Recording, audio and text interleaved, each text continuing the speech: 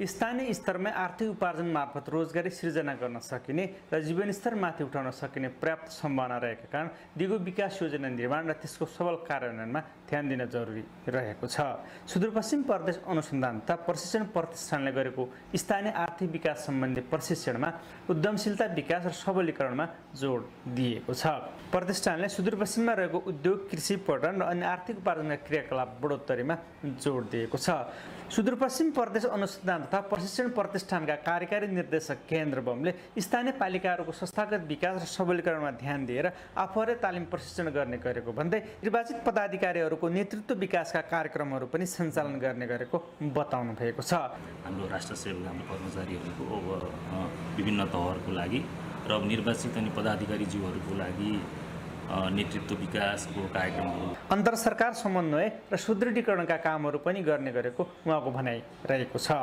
प्रशिक्षक रामजी नेउपानेले स्थानीय अर्थतन्त्रलाई प्रवर्धन गर्न स्थानीय आर्थिक विकास सम्बन्धी प्रशिक्षण कार्यक्रम राखिएको बताउनु भएको छ। स्थानीय आर्थिक विकासको लागि चाहिँ पहिलो त स्थानीय आर्थिक विकास भने के हो भनेर बुझाइको कुरा भयो हैन। अर्को स्थानीय आर्थिक विकासको लागि अब आउने बजेटमा अथवा अब आउने स्थानीय सरकारको बजेटमा के कुराहरू राख्न सकिन्छ र स्थानीय अर्थतन्त्रलाई प्रवर्धन गर्न सकिन्छ भन्ने उद्देश्य हो। खप्तडछन्ना गाउँपालिका वडा नम्बर 3 वडा अध्यक्ष गौरी कुमारी अधिकारले स्थानीय तहमा आर्थिक विकास गर्ने सवालमा सुधार गर्ने पर्याप्त आधारहरूबारे जानकारी प्राप्त भएको बताउनु भएको छ।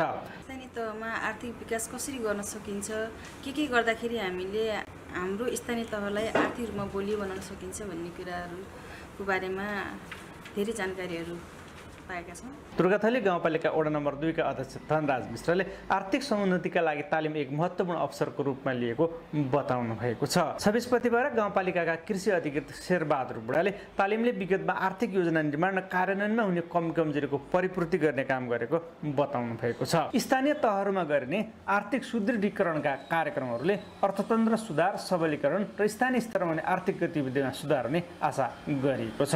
रामसिंह टौर्ना, नेपाल टेलिभिजन, सुदूरपश्चिम प्रदेश, कञ्चनपुर।